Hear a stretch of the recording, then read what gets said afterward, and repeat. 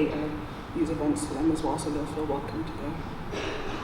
Okay, Silas, just to pivot slightly, how do you feel that the cost of living crisis, or however you want to phrase it, we're currently experiencing as students, how do you feel that's impacting upon yourself and the student base?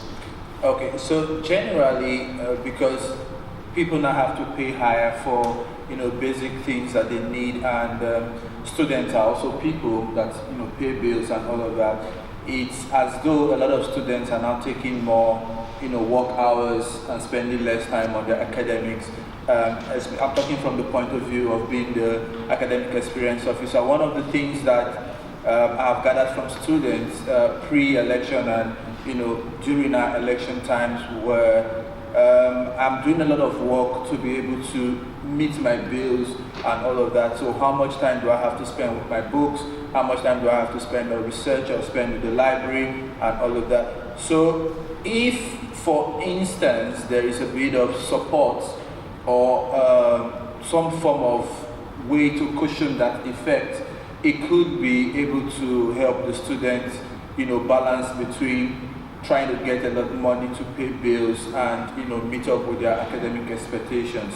Also, the introduction of hybrid learning, I can see that the business school, I don't know if this is going across the entire school or university, but I can see that the business school is experimenting in hybrid learning, where seminars are conducted on campus, lectures are done online, so that there is reduced cost of transportation to campus and all of that. So to some extent, yes, the university is approaching it, trying to find the balance, but nobody has the answers to all the questions that are coming in from this cost of living crisis, because it's still an evolving matter. Things are changing every day, and it looks like we're playing catch up. But I think that the more we iterate around how we deliver lectures, how we take lectures, and how we approach work hours versus study hours will help us understand these things better. You touch on the support. Are you aware of the support that's provided throughout the university? Yes, there is support, from the student union, from the university, but the gap there is a bit of communication gap between the students and what's available, right? So to bridge that gap, I know there are emails being sent out. Honestly, personally, I know. But most of the students that I've spoken with in the last 2 to 3 months, a lot of them are inundated with the large number of emails that come into their email, and they sort of ignore some of these things that have this vital information.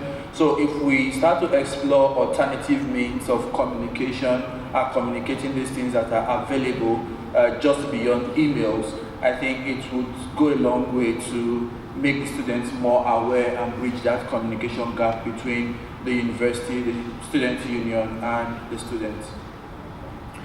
Thank you. Just to build upon Silas's point, Drew, coming to you, Silas, because you're academic, was it? Yeah. What do you think from an academic point of view? What sort of course-based societies, I work in the societies team, what sort of activities would you like to see around academia or around courses or schools? Okay, so one of my arguments has always been that assessment, for example, shouldn't just be for grades, right? We have to treat our assessments going forward as though it's a Nobel laureate entry, right? If students start getting awarded or rewarded beyond just grades for putting together a very good assessment, a good production, a good innovative design in terms of engineering, performance in sports and so on, I think it would kind of have a very huge positive effect on the academic performance of students across campus. Once students understand that beyond just scoring a distinction is why I'm doing this assessment, my assessment should be journal published worthy. Students should point this, there should be a link between what I'm studying and what is really happening in real life. So I should be able to write an assessment on sport performance, for example, and have an opportunity for it to be published in the journal, which is more like a reward for the student. So it's something we now look forward to, because the tutor will say one of the best, or maybe the best set of assessments being submitted, I would co-author with you, and we can publish on such and such journal, right?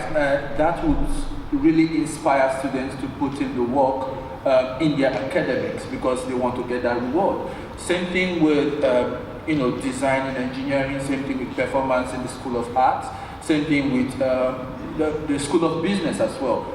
We're currently doing a course now on technology entrepreneurship, and the assessment is just recording a video and submitting. But if students understand that you submit this presentation and there are possibly venture capitalists or angel investors who are really ready to sign checks and invest in that business, I think students will approach that presentation differently, because there is a reward at the end of it, right? It might not go around every student, but let's say 1 out of every 10, 1 out of every 100, it starts to build that traction of, okay, we're not just doing it for the grades, we're also doing it for real life experiences. So that is going to change the way the academic performance of students would be delivered or be presented if we start implementing that in the next academic session. Sure, thank you. Yes, having that real world experiential link to that drive can make students push that a little bit harder, and then if they see that could really help them. Liz, I'm going to come to you with the next question.